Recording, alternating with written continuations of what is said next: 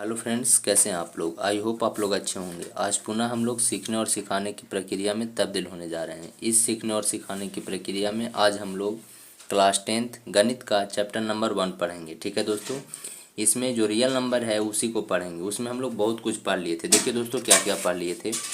तो संख्या शुरुआत किए थे तो संख्या को दो भागों में बांटा गया था दोस्तों, वास्तविक संख्या, अवास्तविक संख्या। जिसमें वास्तविक संख्या के बारे में पढ़ लिए, अवास्तविक संख्या के बारे में पढ़ लिए दोस्तों, परिमेय संख्या के बारे में भी पढ़ लिए हैं और अपरिमेय संख्या के बारे में पढ़ लिए। इसके पिछले वीडियो में हम लोगों ने पूर्णांक के बारे में पढ़ा था और पूर्णांक में जो धनात्मक पूर्णांक, ऋणात्मक पूर्णांक के वीडियो पूर्णांक के बारे में पढ़ा था। ठीक है दोस्तों, आज हम लोग को पढ़ना है धनात्मक पूर्णांक, ऋणात्मक पूर्णांक और शून्य पूर्णांक क्या होते हैं, यानी कि पूर्णांक के प्रकार के बारे में पढ़ेंगे। ठीक है दोस्तों, तो चलिए देर न करते हुए आज की पढ़ाई को शुरू करते हैं। तो देखिए दोस्तों, सबसे पहले समझना है कि पूर्णांक क्या होता है। तो इसको आप पिछले वीडियो में जाकर के देख सकते हैं, आप प्लेलिस्ट में जाइए और आसानी से इसको समझ सकते हैं। आज पूर्णांक के प्रकार पढ़ेंगे। तो देखिए दोस्तों, पूर्णांक के प्रकार क्या होते हैं।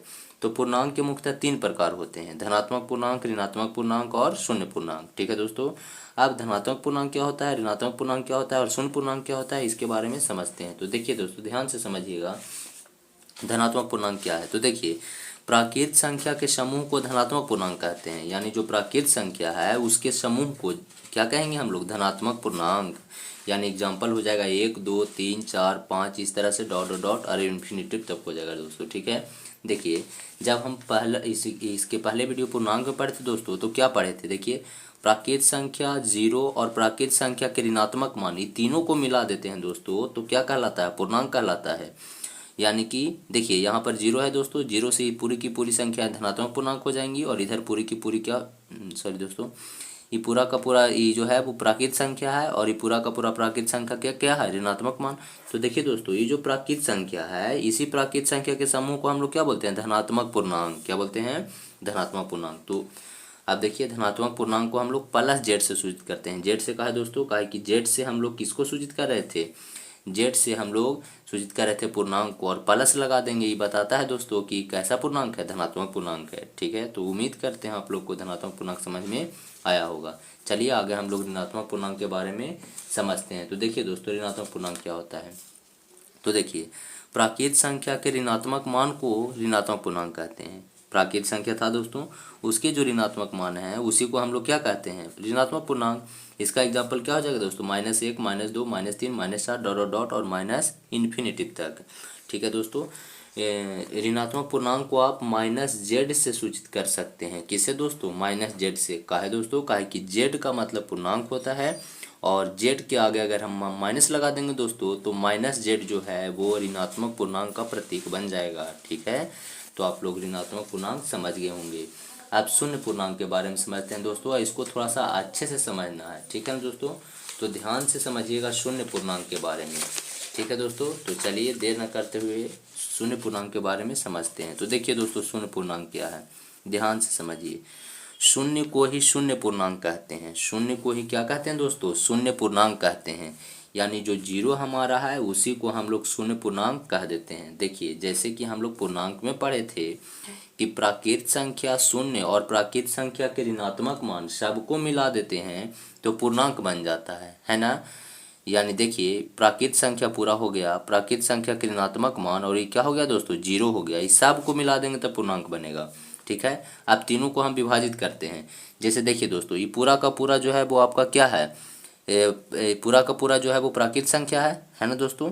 और प्राकृत संख्या के समूह को क्या हम लोग बोल रहे थे, धनात्मक पूर्णांक कह रहे थे। तो ये पूरा का पूरा धनात्मक पूर्णांक हो गया, इधर पूरा का पूरा ऋणात्मक पूर्णांक हो गया, और ये जो है दोस्तों शून्य है, यही आपका शून्य पूर्णांक है ना। तो चलिए आगे समझते हैं। तो हम समझ गए कि शून्य को ही शून्य पूर्णांक कहते हैं। अब आगे समझिए। अब इसके बारे में, शून्य के बारे में कुछ बातें हैं दोस्तों जो आपको बहुत ध्यानपूर्वक समझना और अच्छे से समझ लेना। देखिए, शून्य ना तो धनात्मक पूर्णांक है और ना ही ऋणात्मक पूर्णांक है। ठीक ना दोस्तों, आपको शून्य को ना तो धनात्मक पूर्णांक मानना है और ना तो ऋणात्मक पूर्णांक मानना है। शून्य एक पूर्णांक है जिस पर ना तो धन आवेश होता है और ना ही ऋण आवेश होता है। ठीक है दोस्तों, ना ही ऋण है वो और ना ही धन है। ठीक है, चलिए आगे समझते हैं। शून्य प्रत्येक धनात्मक पूर्णांक से छोटा तथा प्रत्येक ऋणात्मक पूर्णांक से बड़ा होता है। ये बात आप समझ जाइए कि जीरो जो होता है दोस्तों वो प्रत्येक धनात्मक पूर्णांक से बड़ा होगा और प्रत्येक ऋणात्मक पूर्णांक से छोटा होगा। जैसे ध्यान से समझिएगा, यहाँ पर जो था दोस्तों वो जीरो था, ठीक है। ये जीरो जो है ये पूरा से बड़ा, ये जीरो जो है इस सब धनात्मक पूर्णांक से छोटा होगा। जैसे 5 से जीरो छोटा है या बड़ा, था आपको कहना है कि जीरो जो है वो छोटा होगा, कहा कि प्रत्येक धनात्मक पूर्णांक से जीरो जो होता है दोस्तों वो क्या होता है, छोटा होता है। चलिए, और इधर देखिए इस सब पूरा क्या है दोस्तों, ये पूरा का पूरा जो है वो ऋणात्मक पूर्णांक है। तो प्रत्येक ऋणात्मक पूर्णांक से जीरो बड़ा होता है। जैसे हम कहेंगे -5 बड़ा या जीरो बड़ा, तो आपको कहना है जीरो। इसका रीजन क्या है, इसका रीजन यही है कि प्रत्येक ऋणात्मक पूर्णांक से शून्य जो होता है दोस्तों वो बड़ा होता है। जैसे हम बात करें कि -50 बड़ा या जीरो बड़ा, तो आप कहिएगा कि यह -50 क्या है दोस्तों, तो आप कहिएगा कि -50 ऋणात्मक पूर्णांक है। तो ऋणात्मक पूर्णांक बड़ा होता है या शून्य पूर्णांक बड़ा होता है, तो आपका आंसर होगा शून्य पूर्णांक बड़ा होता है। ठीक है दोस्तों, तो इस तरह से इस कॉन्सेप्ट को आप समझ गए होंगे। चलिए आगे समझते हैं दोस्तों। जीरो एक ऐसा संख्या है जो अन्य सभी संख्याओं से विभाजित हो जाता है।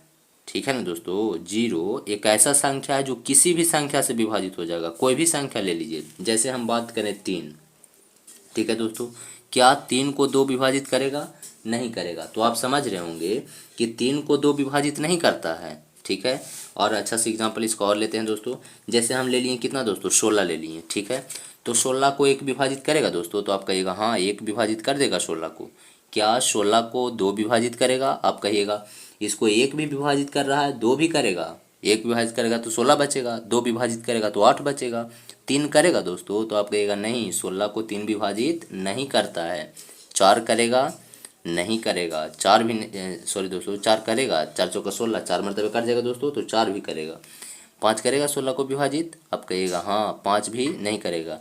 5 16 को विभाजित नहीं करता है। 6 करेगा दोस्तों, 6 भी नहीं करेगा, पूरा पूरा विभाजित इसको 6 भी नहीं करेगा। 7 भी नहीं करेगा। 8 करेगा दोस्तों, है ना, 8 करेगा। 9 करेगा दोस्तों, नहीं करेगा। 10 नहीं, 11 नहीं, 12 नहीं, 13 भी नहीं, 14 भी नहीं, और फिर क्या करेगा, 16 करेगा, है ना दोस्तों। यानी इसको पूरा का पूरा विभाजित करने वाला कौन है, 1 है, 2 है, 4 है, 8 है और 16 है। और बहुत सारी संख्याएं जो हैं वो 16 को विभाजित नहीं कर रहा है। जैसे 3, ठीक है दोस्तों, 5, ठीक है, 6, 7, फिर 9 हो गया दोस्तों, 10 हो गया, 11 हो गया, 12 हो गया, ठीक है, 13, 14, 15। ये सारी की सारी संख्याएं जो है दोस्तों वो 16 को विभाजित नहीं कर रहा है। यानी इससे हमको यही पता चलता है कि कोई भी संख्या है ना दोस्तों, उसको कुछ संख्याएं विभाजित करता है और कुछ संख्याएं विभाजित नहीं करता है। लेकिन अगर आपके पास शून्य है दोस्तों, तो शून्य को सभी संख्या विभाजित करेगा। जैसे हम पूछा आपसे कि शून्य को 1 विभाजित करेगा, तो आप कहेगा हाँ करेगा। 2 विभाजित करेगा, हाँ करेगा। 3 करेगा, हाँ करेगा। 4, 5, 6 पूरी की पूरी संख्या शून्य को क्या कर देगा, विभाजित कर देगा। जैसे हम कहेंगे कि शून्य को 100 विभाजित करेगा, तो आप कहिएगा हाँ इसका आंसर कितना आएगा, 0। ठीक है ना दोस्तों। अगर हम पूछे कि शून्य को 50 विभाजित करेगा, आप कहिएगा हाँ इसका आंसर कितना आएगा, 0। हम अगर पूछेंगे दोस्तों कि शून्य को 1000 विभाजित करेगा, आप कहिएगा हाँ हाँ करेगा, आंसर कितना आएगा, 0 आएगा। यानी आप लोग समझ गए होंगे कि शून्य एक ऐसी संख्या है जिसको पूरी की पूरी संख्या विभाजित करता है। ठीक है ना दोस्तों, इसके अलावा कोई और संख्या नहीं है जिसको पूरी की पूरी संख्या विभाजित कर सकता है। जैसे 16 को ही हम लोग एग्जाम्पल में लिए दोस्तों, तो 16 में 1, 2, 4 और 8 और 16 जो था वही विभाजित कर रहा था 16 को। लेकिन और भी संख्याएं 3, 5, 6, 7, 9, 10, 11, 12, 13, 14 और 15 जो है वो 16 को विभाजित नहीं कर रहा है। लेकिन शून्य एक ऐसी संख्या होती है जिसको कोई भी संख्या विभाजित कर सकता है ना दोस्तों। चलिए आगे समझते हैं। तो आप लोग को इसी तरह से अच्छे से समझ जाना है। आगे देखिए दोस्तों, शून्य में उभयनिष्ठ गुणनखंड के रूप में प्रत्येक वास्तविक संख्या हो सकती है। ठीक है दोस्तों, शून्य में उभयनिष्ठ गुणनखंड के रूप में प्रत्येक वास्तविक संख्या, कोई भी वास्तविक संख्या शून्य में रहेगा। उभयनिष्ठ गुणनखंड का मतलब शून्य में समा हुआ, शून्य में प्रत्येक उभयनिष्ठ गुणनखंड रहेगा दोस्तों, आपको ये समझ जाना है। जैसे बात करें 16, ठीक है दोस्तों, अगर हम बात करें 16 का एग्जाम्पल ही लेते हैं। 16 में उभयनिष्ठ गुणनखंड के रूप में कौन कौन है, तो अगर आपको पता करना है दोस्तों कि 16 में क्या क्या है इसका गुणनखंड, सबसे पहले इसको क्या करना है, सबसे पहले इसको 2 से क्या करिए, सॉरी दोस्तों, सबसे पहले 16 का अभाज्य गुणनखंड निकालिए। तो 16 का निकालेंगे तो 8 आएगा, फिर करेंगे तो 4 होगा दोस्तों, फिर करेंगे तो कितना होगा, 2 होगा, फिर करेंगे तो क्या होगा दोस्तों, 1 होगा। यानी 16 में 16 को क्या लिख सकते हैं, 2 गुना 2 गुना 2 गुना 2 और गुना क्या दोस्तों, 1। यानी 16 का जो है दोस्तों 16 में 2 भी है, 2 भी है, 2 2 है और 1 है ना दोस्तों। अगर बात करें इसको अच्छे से ध्यान से, तो 16 में 2 भी है, 4 भी है, 1 भी है, 8 भी है और 16 भी है ना दोस्तों। हम आपसे पूछेंगे कि 16 के गुणनखंड में 3 है, आप कहिएगा नहीं है, ठीक है। लेकिन बात करें जीरो के दोस्तों, तो जीरो में सब कुछ है, ठीक है दोस्तों। हम पूछेंगे जीरो में 3 है, आप कहिएगा हाँ 3 है। हम कहेंगे कि जीरो में 5 है, आप कहिएगा हाँ है। हम पूछेंगे जीरो में 7 है, आप कहिएगा हाँ है। यानी जीरो में प्रत्येक संख्या जो है दोस्तों वो गुणनखंड के रूप में उपस्थित होता है, ठीक है। लेकिन 16 में 3 नहीं होता है दोस्तों। 16 का गुणनखंड आप देखिए, इसमें 3 नहीं होता है, लेकिन जीरो में होता है। जैसे जीरो को आप लिख सकते हैं 0 गुना 3 कि नहीं दोस्तों, आप कहिएगा हाँ 0 गुना 3 बराबर 0। यानी 3 क्या है दोस्तों, देखिए तो इसको गुणनखंड के रूप में हुआ कि नहीं हुआ, ठीक है। आप जीरो को लिख सकते हैं 0 गुना 5, आप कहिएगा हाँ लिख सकते हैं। तो देखिए तो दोस्तों गुणनखंड ग्रुप में 5 है या नहीं है। इसी तरह से जीरो को आप कितनों लिख सकते हैं, 0 गुना 180 नहीं लिख सकते हैं दोस्तों, आप कहिएगा हाँ लिख सकते हैं। तो जो 180 आपका आया वही 180 है, इसके गुणनखंड के रूप में है कि नहीं है। जिस तरह से हम 0 गुना 3, 0 गुना 5, 0 गुना 8 लिख रहे हैं, उसी तरह से आप 0 गुना कुछो लिख सकते हैं। क्या लिख सकते हैं दोस्तों, 0 गुना कुछो। कुछो के जगह पर कुछ भी हो सकता है। और जो कुछो होगा दोस्तों, यानी इससे हमको क्या पता चला कि जीरो को 0 गुना कुछो लिख सकते हैं। इसका मतलब इसको जीरो के अभाज्य गुणनखंड के रूप में, जीरो के गुणनखंड के रूप में कुछो हो सकता है, कोई भी संख्याएं हो सकती है, ठीक है दोस्तों। तो यही आपको समझाना था कि जीरो में उभयनिष्ठ गुणनखंड के रूप में क्या होता है दोस्तों, प्रत्येक वास्तविक संख्या हो सकती है, ठीक है। अब आगे समझिए, अगर किसी पूर्णांक के हर में 0 रहे तो उसका मान को ज्ञात नहीं किया जा सकता है। किसी भी पूर्णांक है दोस्तों, कोई भी पूर्णांक है, उसके हर में यदि 0 मिल जाए तो उसके मान को कोई ज्ञात नहीं कर सकता। अर्थात पूर्णांक बटा 0 जो होगा दोस्तों वो अपरिभाषित होता है। कोई भी पूर्णांक है उसके नीचे अगर 0 है दोस्तों तो उसका मान अपरिभाषित। अपरिभाषित का मतलब इसको परिभाषित कोई नहीं कर सकता है, कोई परिभाषित नहीं कर सकता। इसका मतलब कि पूर्णांक बटा 0 का मान कोई ज्ञात नहीं कर सकता है, ठीक है दोस्तों। जैसे देखिए, अगर हम आपसे पूछेंगे कि 5 बटा 0 का मान क्या होगा, तो आपको लिखना है अपरिभाषित। क्या होगा दोस्तों, अपरिभाषित। आप कहिएगा ऐसा काहे, तो आप बताइए दोस्तों ऐसा काहे कि अगर 5 एक क्या है दोस्तों, पूर्णांक है। पूर्णांक बटा 0 का मान क्या होता है, अपरिभाषित। अब इसका मतलब कैसे अपरिभाषित होता है, इसका कहने का मतलब देखिए दोस्तों, 0 को के बढ़ते हुए पढ़िएगा कि कितना आएगा, 5 आएगा। जैसे हम बात करें 16 बटा 2, आंसर कितना आएगा, तो आप तुरंत से कहिएगा कुछ ही 8। कैसे 8 आया, तो 16 का के मरते हुए पढ़ेंगे कि 16 आएगा, तो कहिएगा सॉरी दोस्तों, 2 का के मरते पढ़ेंगे, 2 का के मरते पढ़ेंगे कि 16 आएगा, तो आप कहिएगा 2 का 8 मरते पढ़ेंगे तो 16 आएगा। यही चलते इसका आंसर कुछ ही हो जाएगा 8। जैसे हम कहेंगे कि 4 बटा 2 है या 14 बटा 2 है दोस्तों, इसका अर्थ हुआ कि 2 का के मरते पढ़ेंगे तो 14 आएगा। तो 2 का के मरते पढ़िएगा तो 14 आएगा, तो कहिएगा कि 7 मरते पढ़ेंगे तो 14 आएगा। इसलिए 14 बटा 2 का आंसर क्या होगा, 7। उसी तरह से इसका मतलब हुआ कि 0 का के मरते पढ़ेंगे कि 5 आएगा। तो 0 को पढ़िए, 0 का 0, 0 दूनी 0, 0 तिहाई 0, मतलब 0 का क्यों मरते हुए पढ़ेंगे तो मेरा आंसर आ रहा है 0। 5 कभी एवे नहीं करेगा, इसलिए 5 बटा 0 का मान क्या होता है, अपरिभाषित होता है, ठीक है दोस्तों। जैसे हम कहेंगे कि 100 बटा 0 का आंसर क्या होगा, तो आपको कहना है कि 100 बटा 0 जो होगा दोस्तों, इसका भी मान क्या होगा, अपरिभाषित होगा। काहे कि पूर्णांक बटा 0 है। अब अपरिभाषित काहे हुआ, तो समझ जाइए। कह रहा है कि 0 का के मरते पढ़ेंगे तो 100 आएगा, तो 0 का कोई कितनों मरते पढ़िएगा दोस्तों तो उसका आंसर सिंपल सा 0 क्या आएगा दोस्तों, 0 आएगा। क्यों मरते पढ़िए, 0 को 5 मरते पढ़िए 0, 0 को 1000 मरते पढ़िए 0। यानी इसका आंसर कोई ज्ञात नहीं कर सकता है, इसलिए इसका मान क्या होता है दोस्तों, अपरिभाषित होता है। चलिए आगे समझते हैं। आगे समझिए, देखिए दोस्तों, 0 बटा 0 के मान को भी ज्ञात नहीं किया जा सकता है। अर्थात 0 बटा 0 भी क्या होता है, अपरिभाषित। इसको भी अच्छे से समझ जाना है कि 0 बटा 0 के मान को भी हम लोग ज्ञात ये नहीं कर दीजिएगा कि 0 से 0 कट गया, कुछ नहीं बचा था, आंसर 1 हो गया। गलत है दोस्तों, ऐसा नहीं होता है।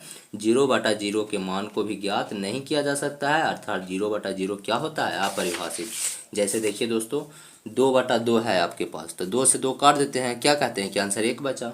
8 बटा 8 है दोस्तों, तो 8 से 8 काट दिए, आंसर कुछ ही बचा 1। उसी तरह से आप ऐसे मत कीजिएगा कि 0/0 है तो 0 से 0 काट देंगे और आंसर 1 हो जाएगा। गलत है दोस्तों, ऐसा नहीं होता है।